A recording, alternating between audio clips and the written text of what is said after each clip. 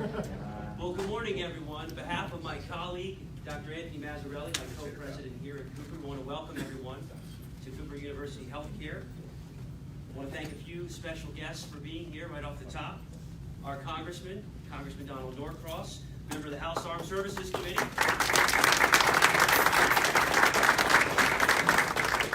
Our friends from Deborah, including Deborah Heart and Lung CEO Joe Tricella. Joe, are you here? Please stand if you rise. Our partner, former Camden Mayor and current CEO of the Rutgers-Rowan Board of Governors, Ms. Dana Redd. We also have a number of military guests with us here today, too many to name individually. I want to thank you all for being here, and thank you for your sacrifices that you make each day, and for the service that you provide to this great nation. So thank you very much. Today we are very proud to announce the United States Army has chosen Cooper University Healthcare to be the first health system in the nation to participate in its Army Civilian Military Trauma Training Program. We at Cooper are very proud to serve those who serve our great nation through training programs like this one, and by providing health care to military personnel and their families. This unique military training program with the Army, which is Cooper's 5th military program, makes us one of the preeminent health systems in the nation in training our armed services personnel. As the leading academic health system in the region and the only Level 1 trauma center serving all of southern New Jersey, Cooper's trauma team is uniquely experienced and skilled to provide training to military personnel who are preparing to defend our nation in combat zones throughout the world. I want to acknowledge the members of our outstanding Cooper trauma team, including all of our nurses, our techs, and our surgeons. And please join me in thanking our trauma team for their dedication to saving lives here in New Jersey, as well as their eagerness and their commitment to serve those in the military. Thank you to our Cooper trauma team.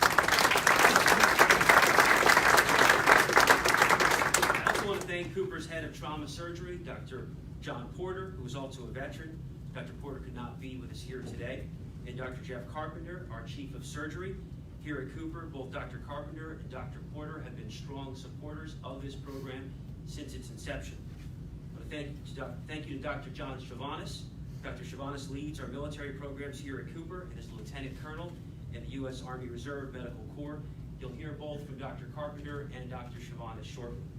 Now, to provide more detail on this first of its kind Army Civilian Military Training Program, we are honored to have with us today our very, very special guest, Brigadier General Talita Crossland, Commanding General of the U.S. Army Regional Health Command, Atlantic. Let's give her a round of applause. General Crossland is a graduate of the United States Military Academy. She has her master's in public health, doctorate in medicine, board certified in family medicine, and a fellow of the American Academy of Family Physicians. General Crossland has held numerous leadership positions in the Army and is highly, highly decorated. We are incredibly proud and honored to have you with us here today. Please join me in once again welcoming General Crossland.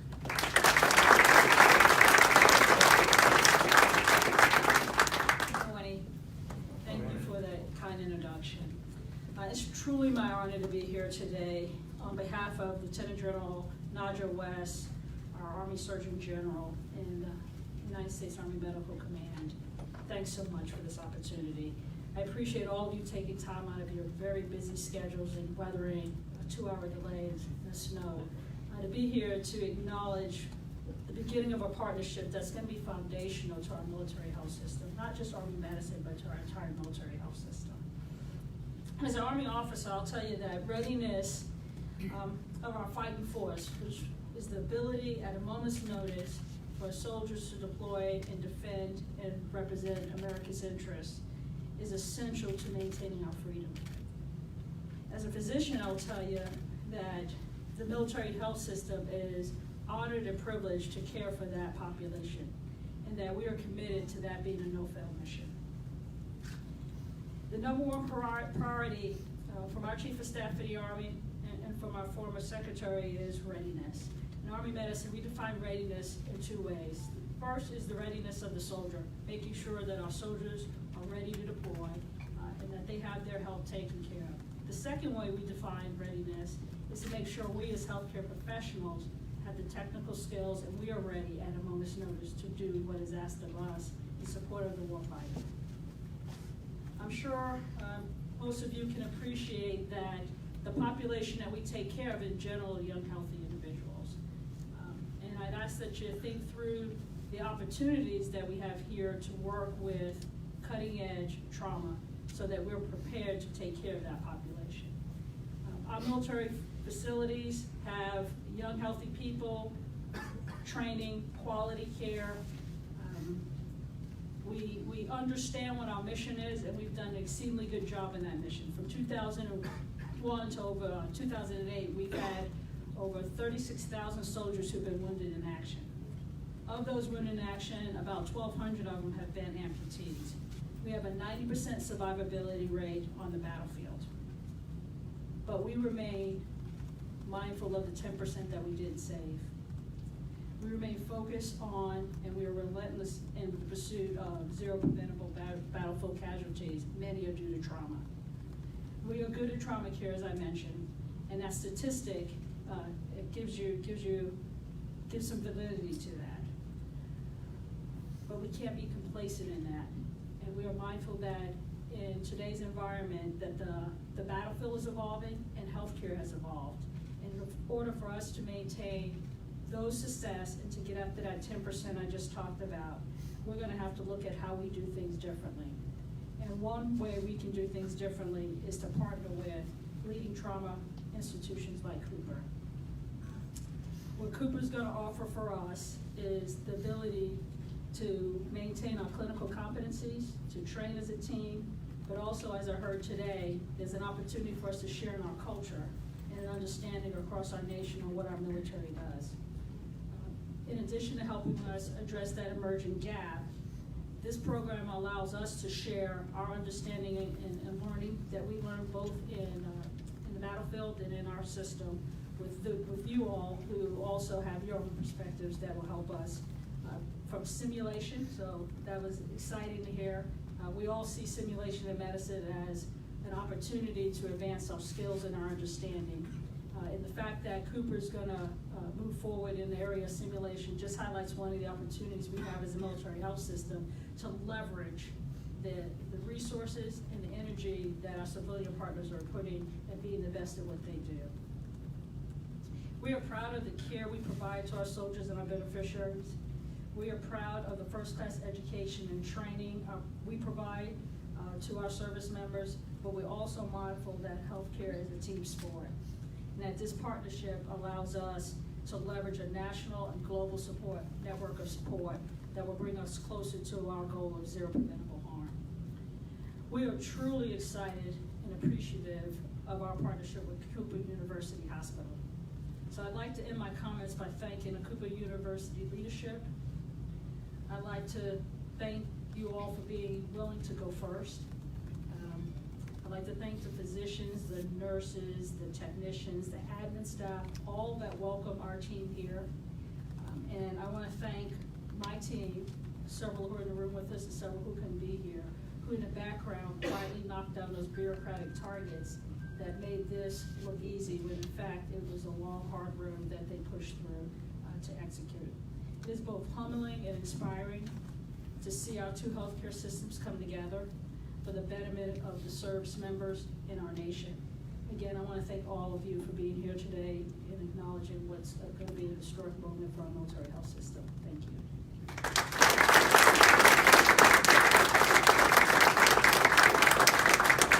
We really appreciate you being here with us today.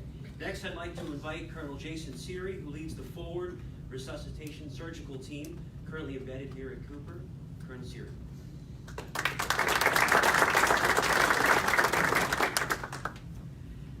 Again, welcome for having us here. Congressman Norcross, thank you for making time in your busy schedule to be here. We know you've been very influential in this historically with the passing and approval of the inclusion of this in our Section 708 of the National Defense Authorization Act. And of course, my supervisor and boss, Brigadier General Crossland, who's also a mentor of mine, helping guide me along with other things, and our other guests that are here.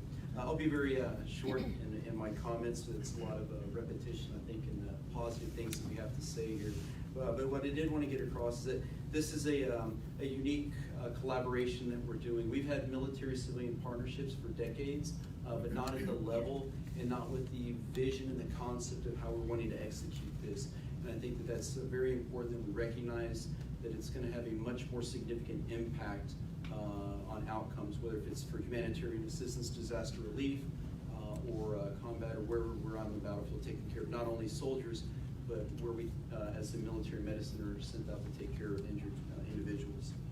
This is, I think, the true intent of the National Academy's report from the Zero Preventable Deaths that came out, and really looking at the desire of what Congress wanted in Section 708, and we're implementing it, and how we think we have that vision settled down. And personally, this is I think one of the most significant things we're doing right now for the future, looking at care on the battlefield over the next 20 years, not just with how we're currently fighting on the battlefield or with disaster relief and humanitarian care, but other potential conflicts that are in the future. We have done a very good job over the last 2 decades with our techniques, tactics, and procedures. We have some great technologies that are out there, and we've really done the best we could with training. And this is a completely different way of looking at training, where we can enhance it and take it to a level that we weren't able to do internally. It's the most exciting thing in my 30 years in the military, and it's making me want to stay in and continue to do things. This is a great impact, and I want to be here when we can look back at the data and say, wow, look at what we did, and this is how we got here. Thank you very much.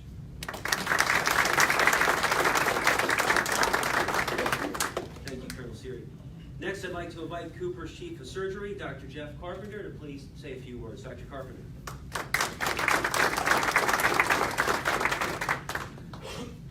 Thank you, Kevin.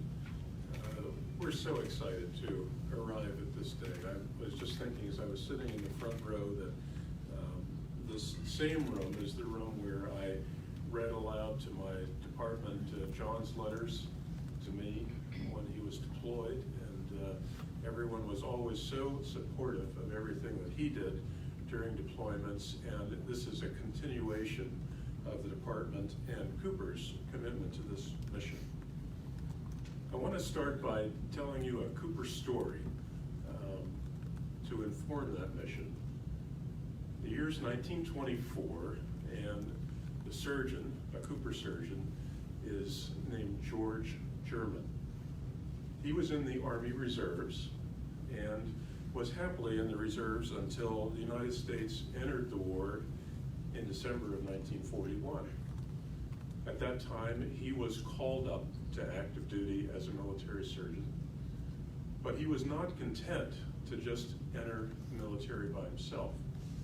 Instead, he recruited 35 physicians and surgeons from Cooper, 60 Cooper nurses, 2 dentists, an infection control officer, and a dietitian. And he proposed to the Army that they all enter together as one cohesive military unit. The military accepted this idea and formed the 61st Station Hospital. That group in 1942 was deployed and landed in Algeria. They went as a group, practiced together, joined General Eisenhower across North Africa in Operation Torch, continued to Sicily and up into Italy, and did not return to Cooper until 1945 as a unit. Now, this is the first time in all of military history that a community hospital has formed a military hospital. And I think it serves to inform why we're here today and to understand that this is part of the Cooper vision. Now, Dr. German understood the value of a team that had practiced together, and to see the practice together as preparation and training. This was the Cooper home team. General Crossland just talked about us as a team sport. This was the Cooper home team preparing at Cooper to play an away game. We continue that today, and it's only fitting that the very first civilian hospital to form a military hospital would once again lead the way. Cooper is completely dedicated and rededicates itself today to a collaboration with government organizations in order to improve quality, safety, mission readiness, and outcomes. Cooper is no longer, of course, a simple community hospital as it was in 1942. Rather, it's the premier academic and tertiary care medical center serving all of South Jersey. And it is the leading trauma center in the entire Delaware Valley. It's dedicated to its mission of education. Finally, Cooper is honored to be at the forefront of this collaboration and to participate in the initial development of what will be a nationwide program based on this model. Thank you for offering us the opportunity.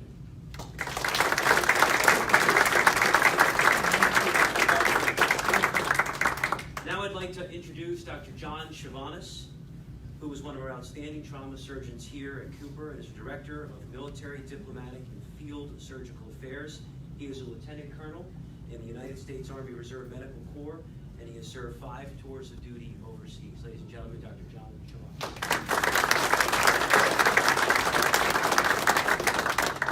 Good morning. First of all, thank you for coming. General, Congressman Truon, all of the dignitaries, so many. The problem when you say 1 or 2 people, you wish you thanked everybody, because I stand on the shoulders of giants. Many men and women really have allowed this to happen. So I'm indebted to you all. I also want to thank the vision that the military medicine leadership had. This is a difficult problem, preventable deaths. What do you mean preventable deaths? And here they took that. Congress acknowledged it. Army medicine looked at it and came up with a real-life situation to fix it. And my hat's off to the candidness and the honesty of taking that problem on. I'm so proud that this hospital can move so quickly to accomplish this goal. This was a difficult vetting of could we accomplish the mission, and we knew we could because we have senior leaders, we have a board of directors, and we have a staff that wanted to do this. And because of that, even the union 5118, the local nurses and allied health unit, stood right up and said, how do we accomplish this mission? And I am so humbled to be there. I'll say one brief story. When I was deployed once in an early decade, in this decade, we had undergone a significant attack in a neighboring base. There were many wounded. Our combat support hospital was a 3-. These numbers get a little bit confusing. Our combat support hospital responded wonderfully. What an incredible group of men and women. It reinstills your faith. It reinstills your faith in humanity when you work with the United States Army soldier, Marine, or sailor. It really does. So we had many wounded, and we had to now start evacuating those patients out of the coast of Afghanistan, not far where Osama bin Laden was in Pakistan.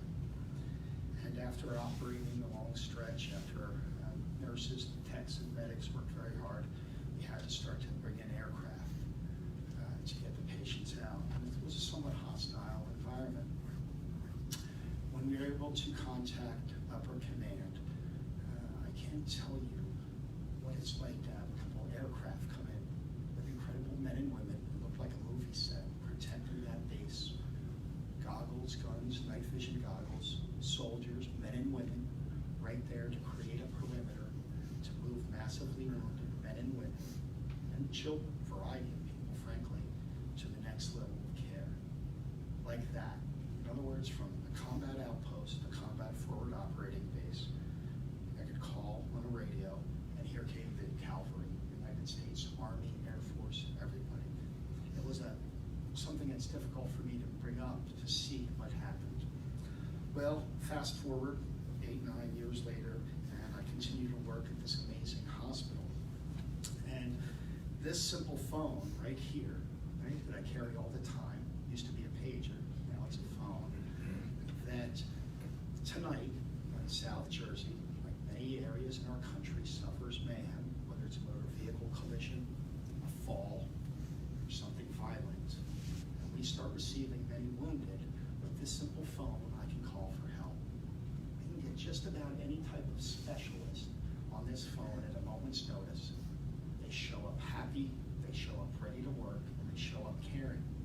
isn't that an interesting parallel?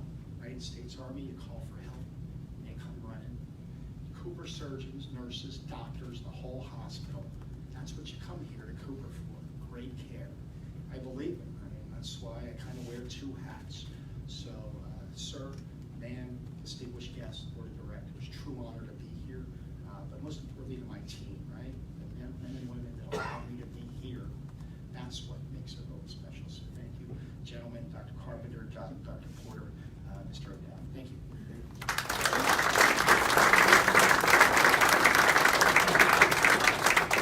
It is now my pleasure to introduce an outstanding friend to Camden, to Cooper, and to the men and women of this region, our Congressman Donald Norcross.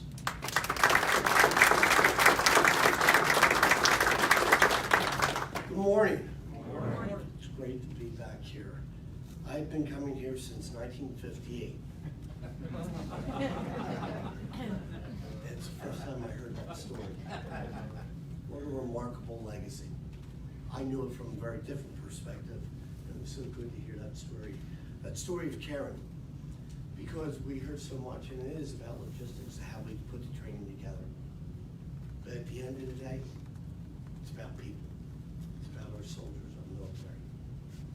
It's the difference from a soldier coming home to see his family and that elusive knock at the door that one didn't make it. It's because what you're doing today is going to prevent deaths.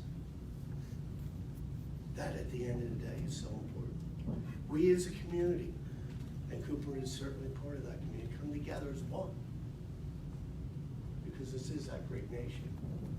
There is strife at times, there's no question about that.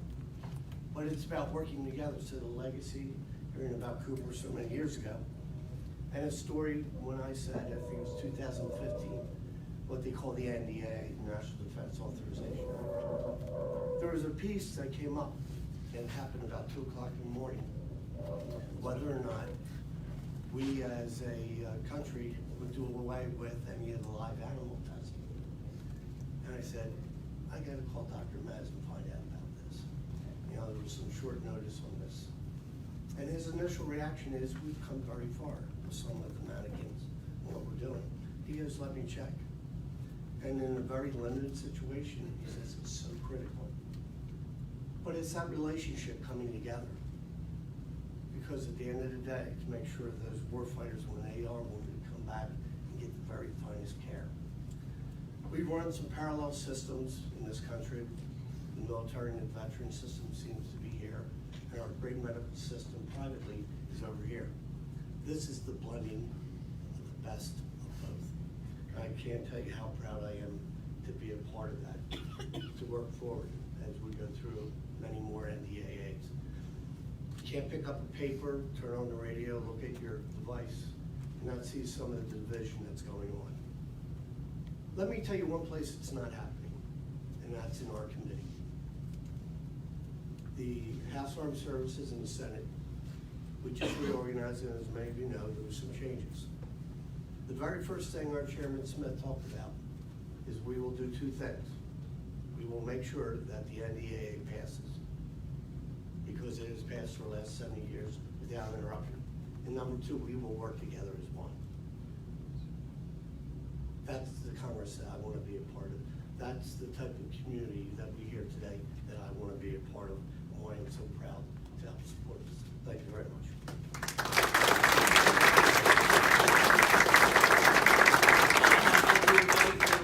Dr. Mazzarelli to come to the table here for the signing of the agreement.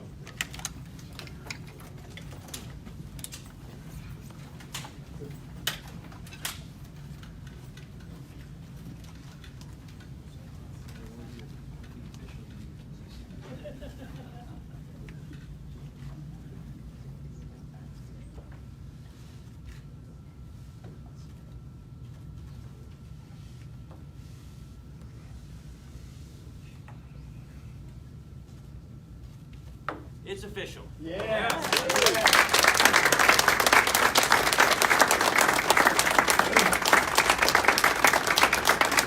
That concludes our program, everyone. Thank you so much for coming. Please help yourself to refreshments and interaction with your colleagues. Thank you, everyone, for coming.